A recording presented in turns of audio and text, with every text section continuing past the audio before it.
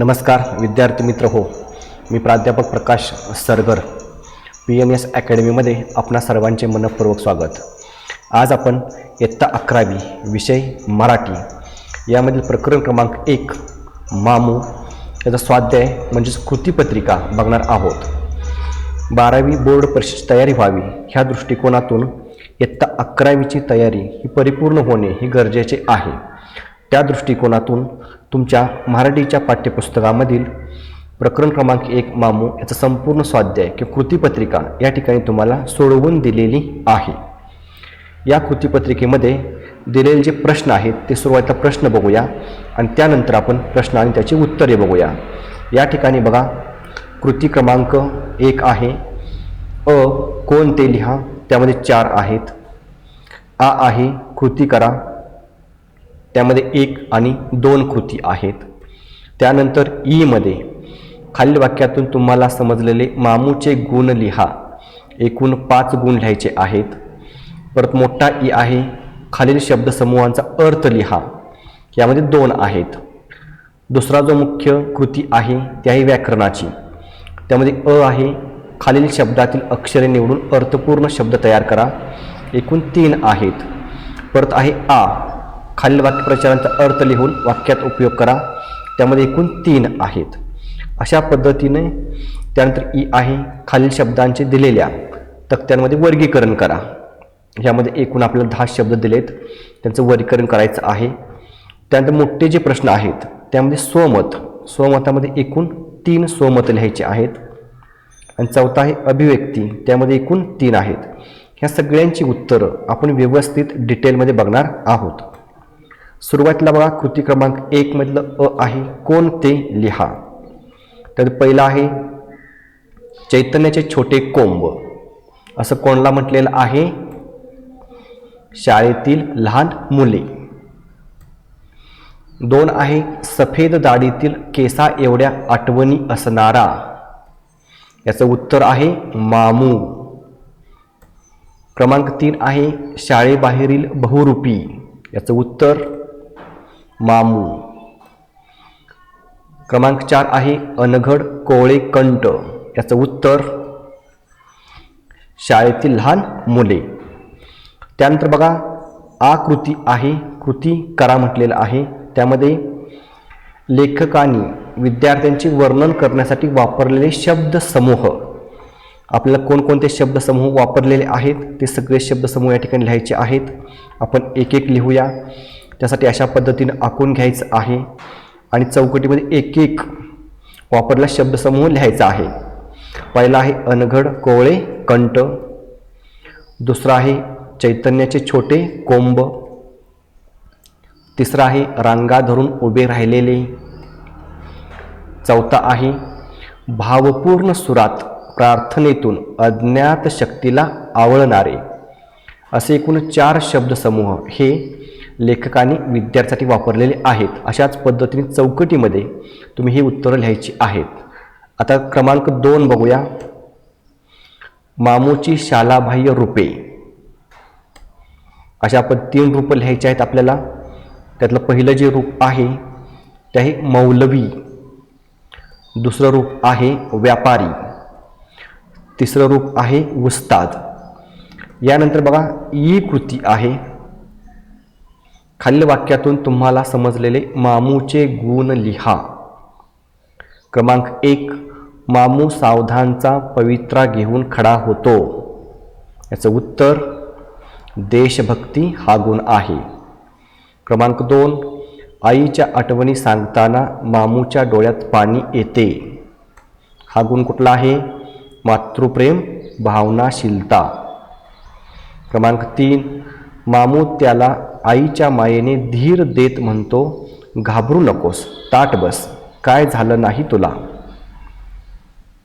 याचं उत्तर वात्सल्य। क्रमांक 4 माझ्याकडं कुणी बडा पाहुणा आला की मामूकडं बघत नुसती मान डोलवली की तिचा इशारा पकडत मामू चहाची ऑर्डर देतो, यामध्ये कुठला गुण आहे? हुशारी हा गुण दिसून येतो। क्रमांक 5 आहे मामू एखाद्या कार्यक्रमात मुलांच्या समोर 10-20 मिनिटे एखाद्या विषयावर बोलू शकतो. हा गुण कोणता आहे? अभ्यासू वृत्ती. पुढची कृती आहे खालील शब्दसमूहांचा अर्थ लिहा. पहिला शब्दसमूह दिला आहे थोराड घंटा. याचा अर्थ दणकट, मजबूत व वजनदार घंटा. क्रमांक 2 अभिमानाची झालर. याचा अर्थ झालरीच्या वापरामुळे शोभा येते. मामूच्या चेहऱ्यावर अभिमानाचा भाव होता, त्या भावाला झालरीची उपमा दिली आहे. क्रमांक 2 ची कृती आहे व्याकरण. व्याकरणामध्ये पहिली अ कृती आहे खालील शब्दातील अक्षरे निवडून अर्थपूर्ण शब्द तयार करा. क्रमांक 1 चा आहे इशारती बर हुकूम. आता यावरून आपले वेगवेगळे शब्द तयार करायचे आहेत. शब्द कसे तयार होतील बघा. इशारती, रती, हुकूम, तीर, मर, बशा, बहु. क्रमांक 2 आहे आमदार साहेब. यातून तयार होणारे शब्द बघा. आमदार, साहेब, आब, दार, दाब, सार, दाम, मदार, मर इत्यादी. क्रमांक 3 आहे समाधान. यापासून तयार होणारे शब्द बघा. सण, मान, समान, नस, धान, मास, समास. त्यानंतर कृती आहे खालील वाक्यप्रचारांचा अर्थ सांगून वाक्यात उपयोग करा.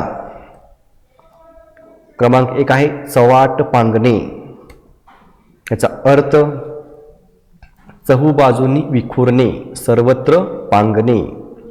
वाक्यात उपयोग गावामध्ये साथीचे रोग आल्याने गावकरी चव्हाट पांगले. क्रमांक 2 कंठ दाटून येणे. अर्थ गहिवरणे. वाक्य मुलगा आर्मी ड्युटीवर जाताना आईचा कंठ दाटून आला. यामध्ये वाक्य तुम्ही तुमच्या मनाला दुसरीही घालू शकता. परत बघा ई कृती आहे खालील शब्दांचे दिलेल्या तक्त्यामध्ये वर्गीकरण करा. एकूण आपल्याला 10 शब्द दिलेले आहेत आणि त्यांचं वर्गीकरण उपसर्ग घटित, प्रत्यय घटित आणि अभ्यस्त यामध्ये करायचे आहेत. यामध्ये उपसर्ग घटितमध्ये 4 आहेत, प्रत्यय घटितमध्ये 3 आणि अभ्यस्तमध्ये 3 आहेत. सुरुवातीला उपसर्ग घटित जे शब्द आहेत ते लिहून घेऊया. त्यामध्ये पहिला 1 आहे अनुमती. दुसरा आहे अभिवाचन. क्रमांक 3 भर दिवसा. क्रमांक 4 अगणित. आणि प्रत्यय घटित बघा. प्रत्यय घटितमध्ये पहिला आहे घटकाभर. क्रमांक 2 गुणवान. क्रमांक 3 साथीदार. अभ्यस्तमध्ये एकूण 3 आहेत. त्यामधला पहिला आहे जुना पुराणा. क्रमांक 2 ओभड धोबड आणि क्रमांक 3 नाना तारा. त्यानंतर पुढचा आहे क्रमांक 3 स्वमत. आता स्वमतामध्ये बघा तुम्हाला काही विधानं दिलेली आहेत, त्या आधारे स्वतःचं मत लिहायचं आहे. या ठिकाणी दिलेलं आहे असं लिहिलं तरी चालेल किंवा तुम्ही स्वतःच जर लिहिलं तरी चालेल. शाळेत तो शिपाई आहे पण शाळेबाहेर बहुरूपी आहे. या मामू संबंधी केलेल्या विधानाचा अर्थ पाठा आधारे तुमच्या शब्दात लिहा. मामू हा जो पाठ आहे त्याच्या आधारे आपल्याला याचं उत्तर लिहायचं आहे. तर असं उत्तर लिहित असताना पहिल्यांदा आपला हा जो पाठ दिला आहे त्या पाठाचे लेखक कोण आहेत, त्या पाठामध्ये काय असे थोडक्यात सांगितलेलं आहे हे 1-2 ओळीमध्ये लिहिणं हे अपेक्षित आहे. मग सुरुवातीला बघा कशा पद्धतीने उत्तरास सुरुवात केली आहे. मामू हा व्यक्तिचित्रणात्मक पाठ असून तो लेखक शिवाजी सावंत यांनी लिहिलेला आहे. मामूच्या स्वभावाच्या विविध पैलूंचे वर्णन पाठात केले आहे. प्रामाणिक, देशाभिमानी, नम्र, सेवाभावी व सहृदयी असलेला मामू माणुसकीचे विलोभनीय दर्शन घडवतो. हे पहिल्यांदा माहिती आपण पाठाची दिलेली आहे. त्यानंतर उत्तरास सुरुवात. मामू शाळेत शिपाई म्हणून नोकरी करत होता. तो कष्टदायी जीवन जगणारा एक कर्मचारी होता. अशा माणसाचे आयुष्य सामान्य पातळीवरच राहते. मामूच्या जीवनातील अनेक प्रसंगामधून मामू शाळेत शिपाई होते, परंतु शाळेबाहेर ते बहुरूपी होते हे लक्षात येते. बहुरूपी या शब्दाचा अर्थ बघा, ज्याच्या अंगामध्ये वेगवेगळी रूपं असतात, वेगवेगळ्या कला असतात, त्याला बहुरूपी असं म्हटलं जातं. मामूची लोकांना मदत करावी ही वृत्ती होती. कोणाच्या दुकानावर जाऊन बस, ते चालवायला मदत कर, कोणाच्या मुलांना उर्दू शिकवायला जा. आयुर्वेदिक औषधोपचार करण्यात मामूंचा हातखंडा होता. कोणाला काही दुखापत झाल्यास तर तो आवर्जून औषधोपचार करी. लोकांना आत्मीयतेने आरोग्यविषयक सल्ला देई. अशी समोर येतील ती कामे मामू करीत असे. आपल्याला ते काम येणारच या आत्मविश्वासाने तो काम करत असे. त्यातून अनेक कौशल्ये वाढत गेली. तो हर हुन्नरी बनला, जणू तो बहुरूपीच होता. त्याला लोकांविषयी कळवळा वाटे. ह्या सगळ्या गुणांमुळे समाजात मामूला खूप मान होता. आमदार, खासदार, बडे व्यापारी, शिक्षक, प्राध्यापक अशा वरच्या थरातील लोकांशी त्याचे आपुलकीचे नाते निर्माण झाले होते. लेखक शिवाजी सावंत यांनी अगदी सामान्यापासून ते मोठ्या माणसापर्यंत तो सर्वत्र सामावून जाई म्हणून मामूला बहुरूपी असे म्हटले आहे. स्वमत आहे. मामूच्या संवेदनशीलतेची 2 उदाहरणे तुमच्या शब्दात लिहा. याचं उत्तर बघा. पहिल्यांदा पाठाची थोडक्यात माहिती लिहायची आहे. मामू हा व्यक्तिचित्रणात्मक पाठ असून तो लेखक शिवाजी सावंत यांनी लिहिलेला आहे. मामूच्या स्वभावाच्या विविध पैलूंचे वर्णन पाठात केले आहे. प्रामाणिक, देशाभिमानी, नम्र, सेवाभावी, सहृदयी असलेला मामू माणुसकीचे विलोभनीय दर्शन घडवतो. पाठातील विविध उदाहरणामधून मामूच्या अंगची संवेदनशीलता दिसून येते.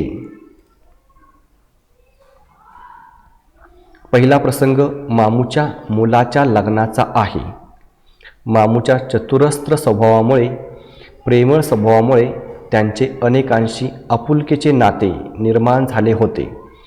म्हणून या लग्नाला समाजातील मोठमोठी माणसे आली होती. आमदार, खासदार, बडे व्यापारी, शिक्षक, प्राध्यापक असे वेगवेगळ्या थरातील लोक आत्मीयतेने जमले होते. हे पाहून त्याचे मन भरून आले. हे पाहून त्याचा कंठ दाटून आला. सर्वांचे आभार मानताना त्यांच्या कंठातून शब्द फुटेनात. आज माझ्या मुलाच्या लग्नाला आमदार साहेब आलेत, खासदार साहेब आलेत, मृत्युंजयकार आलेत. माझ्या गरिबाच्या मामूने कसे तरी आभार मानून माईक खाली ठेवला. दुसरा प्रसंग म्हणजे एकदा राजाराम महाराजांच्या मुक्काम पन्हाळगडावर होता.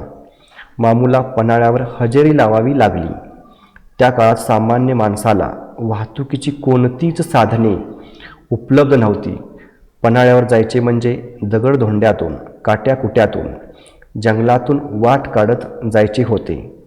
बरे, महाराजांच्या सेवेसाठी जायचे म्हणजे रमतगमत जाणे शक्यच नव्हते. अशा या खडतर वाटेने 14 मैलांची पायपीट केल्यावर त्याचे शरीर दमले होते. पण त्याची याबद्दल जराही तक्रार नव्हती. त्याचे मन ताजेतवाने टवटवीत होते. तो निसर्ग सौंदर्याचा आस्वाद घेत तिथे पोहोचला. आत्ताही इतक्या वर्षानंतर त्या प्रसंगाची आठवण काढताना त्याच्या तोंडातून उद्गार येतात. सर, फाटेचं डोक्यातून पन्हाळ्यावर चढणं लय गमतीचं. आता वाटतं पण नाही झेपत. अशी अनेक उदाहरणे लेखक शिवाजी सावंत यांनी मामूच्या संवेदनशीलतेची प्रस्तुत पाठामध्ये दिलेली आहेत. क्रमांक 3 स्वमत आहे. ही आकडा मामूच्या व्यक्तिमत्वाचे राहणीमान, रूप चित्रण तुमच्या शब्दात करा.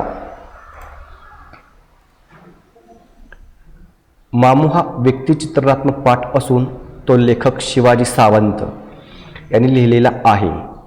मामूच्या स्वभावाच्या विविध पैलूंचे वर्णन पाठात केले आहे. प्रामाणिकपणा, देशाभिमानी, नम्र, सेवाभावी, सहृदयी असलेला मामू माणुसकीचे विलोभनीय दर्शन घडवतो.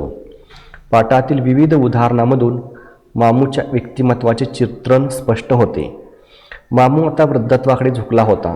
त्याची पांढरी शुभ्र लांब दाढी हे त्याच्या व्यक्तिमत्वाचे एक ठळक वैशिष्ट्य होते. त्याने खूप अनुभवले होते, खूप भोगले होते याची साक्ष त्याची दाढी देत होती.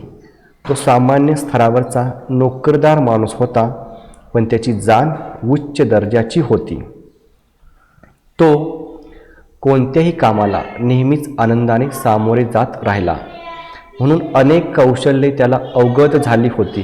कोणत्याही मदतीला धावणे व सर्व प्रकारच्या कामांसाठी सदैव तत्पर असणे यामुळे समाजातील विविध क्षेत्रातील कर्तबगार माणसाशी त्याचे सलोख्याचे संबंध होते. तो सदोदित, उत्साही व आशावादी असे. त्याच्या चेहऱ्यावर कधीही उदासीनता किंवा निराशा नसायची. त्याचे मन अजूनही उमदे होते. तो निष्ठेने वागणारा होता. अडीअडचणीला कोणालाही मदत करायचा आणि आईच्या ममतेने सगळ्यांशी वागायचा. त्याचा पोशाखही तसा ठरलेलाच होता. डोक्याला अबोली रंगाचा फेटा, नेहरू शर्टावर गर्द निळे जाकीटाच्या खिशात चांदीच्या साखळीचे एक जुने पॉकेट वॉच, खाली घेराची आणि घोट्याजवळ चुन्या असलेली तुमान, पायामध्ये जुना पुराणा पंप शू, हा असा मामूचा पोशाख होता. अशा प्रकारे मामूच्या व्यक्तिमत्वाचे चित्रण करता येईल. त्यानंतर बघा क्रमांक 4 आहे अभिव्यक्ती. त्यामध्ये अ आहे मामू या पाठाची भाषिक वैशिष्ट्ये स्पष्ट करा. मामू हा व्यक्तिचित्रणात्मक पाठ असून तो लेखक शिवाजी सावंत यांनी लिहिलेला आहे. मामूच्या स्वभावाच्या विविध पैलूंचे वर्णन पाठात केले आहे. प्रामाणिक, देशाभिमानी, नम्र, सेवाभावी व सहृदयी असलेला मामू माणुसकीचे विलोभनीय दर्शन घडवतो. या पाठातील मामूचे व्यक्तिचित्रण अत्यंत प्रभावी व परिणामकारक झाले आहे. ही जी पहिली माहिती आहे ती सगळ्यांना कॉमन आहे, फक्त शेवटचं वाक्य तेवढं बदलायचं. या पाठातील मामू वाचकांच्या डोळ्यासमोर उभा राहतो. याचे महत्त्वाचे कारण म्हणजे लेखकाची चित्तदर्शी शैली. दगडी खांबाला रेलून आपली चुनेवांची सफेद दाढी कुरवाळत मामू ती समूह प्रार्थना ऐकतो. खांबाला रेललेला मामू पाय जोडून सावधानचा पवित्रा घेऊन खडा होतो. डोळे किलकिले करीत भुवया आक्रसतो. या अशा मोजक्या तपशिलातून मामूच्या हालचाली, त्याचे हावभाव, चेहऱ्यावर तळपणाऱ्या भावभावना प्रत्येक रीतीने चित्रित होतात. याच वर्णनाला उपमा रूपकाची सुंदर जोड मिळते आणि मामूचे व्यक्तिमत्व वाचकांच्या समोर उभे राहते. काही वेळा खूप कमी शब्दामध्ये लेखक व्यापक असे व्यक्त करतात. उदाहरणार्थ एखाद्याच्या दुकानावर घटकावर बसून त्याला दुकान चालवायला मदत करणे आणि कोणाच्या तरी मुलामुलीच्या उर्दू शिकवणे ह्या 2 कृतीच्या साह्याने लेखक मामूच्या नाना तऱ्हांचे वर्णन करतात. अभिव्यक्ती आहे मामूच्या स्वभावातील विविध पैलूंचे विश्लेषण करा. मामू हा व्यक्तिचित्रणात्मक पाठ असून तो लेखक शिवाजी सावंत यांनी लिहिलेला आहे. मामूच्या स्वभावाच्या विविध पैलूंचे वर्णन पाठात केले आहे. प्रामाणिक, देशाभिमानी, नम्र, सेवाभावी व सहृदयी असलेला मामू माणुसकीचे विलोभनीय दर्शन घडवतो. पाठामधील विविध उदाहरणामधून मामूच्या व्यक्तिमत्वाचे चित्रण स्पष्ट होते. मामू हा भावनाशील होता. तो निवृत्त व्हायला आलेला होता. त्याला नातवंडे होती. या वयातही आई गेल्यावर त्याच्या डोळ्यातून अश्रू आले. तो आईच्या आठवणीने व्याकुळ झाला. राजाराम महाराजांच्या मुक्काम असताना मामूला तिथे जावे लागले. त्या काळात वाहनांची सोय असणे अशक्य होते. दगडधोंड्यातून, जंगलातून पायपीट करीत त्याला 14 मैल जावे लागले.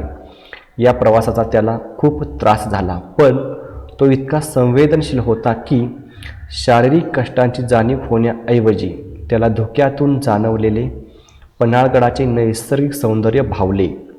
मामू हा परोपकारी होता, सेवाभावी होता. त्यामुळे तो कधीही कोणालाही कोणतीही मदत करायला तत्परतेने तयार असे.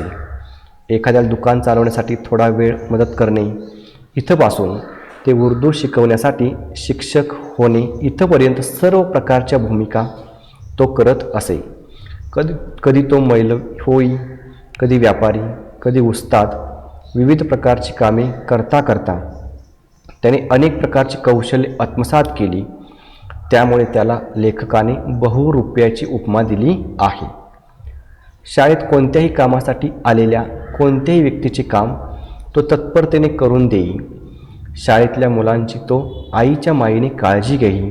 शाळेत होणारे कार्यक्रम, भाषणे, चर्चा तो मनापासून ऐकत असे. वरीलप्रमाणे मामूकडे अनेक चांगले आदर्श गुण होते. शेवटचा प्रश्न आहे ही माणसापेक्षा माणुसकी फार मोठी आहे या विधानातील आशय सौंदर्य तुमच्या शब्दात लिहा. मामू हा व्यक्तिचित्रणात्मक पाठ असून तो लेखक शिवाजी सावंत यांनी लिहिलेला आहे. मामूच्या स्वभावाच्या विविध पैलूंचे वर्णन पाठात केले आहे. प्रामाणिक, देशाभिमानी, नम्र, सेवाभावी, सहृदयी असलेला मामू माणुसकीचे विलोभनीय दर्शन घडवतो. या पाठातील मामूचे व्यक्तिचित्रण अत्यंत प्रभावी व परिणामकारक झाले आहे. माणसापेक्षा माणुसकी फार मोठी आहे हे विधान मामू या पाठातील आहे. माणूस हा सामाजिक प्राणी आहे, म्हणून तो गट करून समूहामध्ये राहतो. असा गट करताना माणसे जाती, धर्म, पंथ, वंश, भाषा याच्या साहाय्याने एकत्र येतात व त्या विशिष्ट वर्णनावरून तो गट ओळखला जातो. समाजातील व्यक्तींना वेगवेगळ्या धर्मांनी जकडून ठेवलेले आहे व त्या धर्माचे गुण त्या व्यक्तीमध्ये येतात.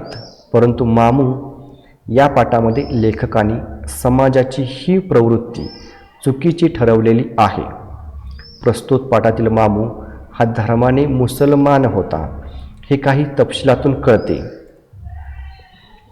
त्याच्या पलीकडे मामूच्या वर्णनात कुठेही धर्माचा उल्लेख आढळत नाही किंवा जाणवत नाही. मामूचे संपूर्ण वागणे हे धर्मनिरपेक्ष आहे. तो आणि इतर माणसे या सगळ्यांचे वागणे सारखेच आहे.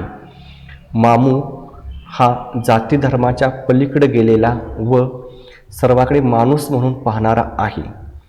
मामूच्या सहवासातून लेखकांना मामूचा साधेपणा, सरळपणा, निष्कपटपणा, सेवाभावी वृत्ती याचा प्रत्यय आलेला आहे.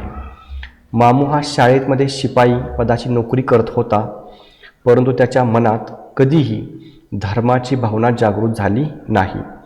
ते राष्ट्रगीत चालू झाले की सावधान अवस्थेत उभे राहत. यामधून त्यांची देशभक्ती दिसून येते. या सर्व वर्णनावरून मामू हा जाती धर्म न पाळणारा, धर्मनिरपेक्ष राहणारा एक सच्चा व्यक्ती होता. मामूच्या वर्णनावरून माणसापेक्षा माणुसकी फार मोठी आहे याची जाणीव होते. अशा पद्धतीने आपण मामू ह्या पाठामधील ज्या कृती आहेत म्हणजे जे स्वाध्याय आहेत त्या सर्वांची उत्तरे व्यवस्थित बोर्ड पॅटर्ननुसार बघितलेली आहेत. पुन्हा आपण पुढच्या विषयांच्या स्वाध्यायांचे व्हिडिओ बघणार आहोत. पुन्हा भेटू पुढच्या व्हिडिओमध्ये. तोपर्यंत नमस्कार.